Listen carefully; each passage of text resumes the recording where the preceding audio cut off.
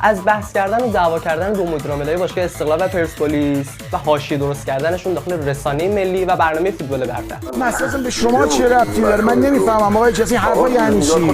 داشت یه موقعیت برای استقلال خود تا اعتراض مربی‌ها داخل کنفرانس‌های خبری به همه چیز. شما یا خوابی یا خودتو زدی به خواب، کدومش نمیدونم. بابانی نه حالا شما من میگم قبله اینوریه، شما رو تو کردیم و میگی آقا چرا قبله اینوری؟ سرخ یه خطا میگیره، داور سوت میزنه، پایان و همینطور کشیده شدن این موضوع حاشیه‌ای به بازیکن‌های دو تیم.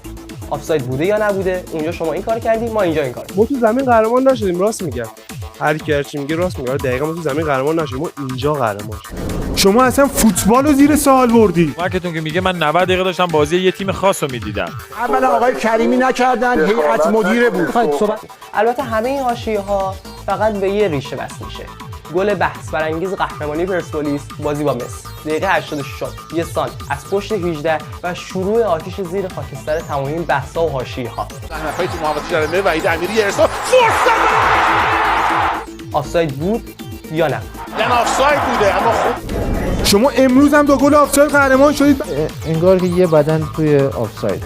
اذیت بوده برای ما درست کردی تو استادیوم خالی. و البته باز شدن پای داورا، بعضی از داورا به برنامه فوتبال برتر و رسانه ملی و سرنوشت تیم قهرمان که شما اونجا چجوری قضاوت کردی، اینجا چجوری قضاوت کردی.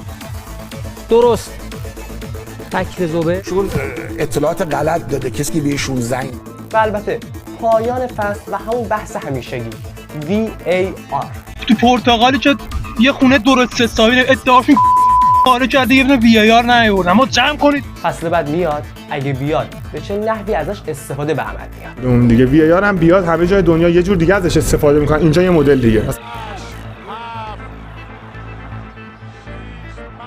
من ببخشید دیگه یه مقدار شرایطم خوب نیست.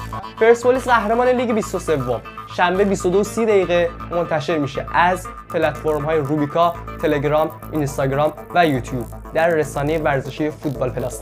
همراه ما باشید.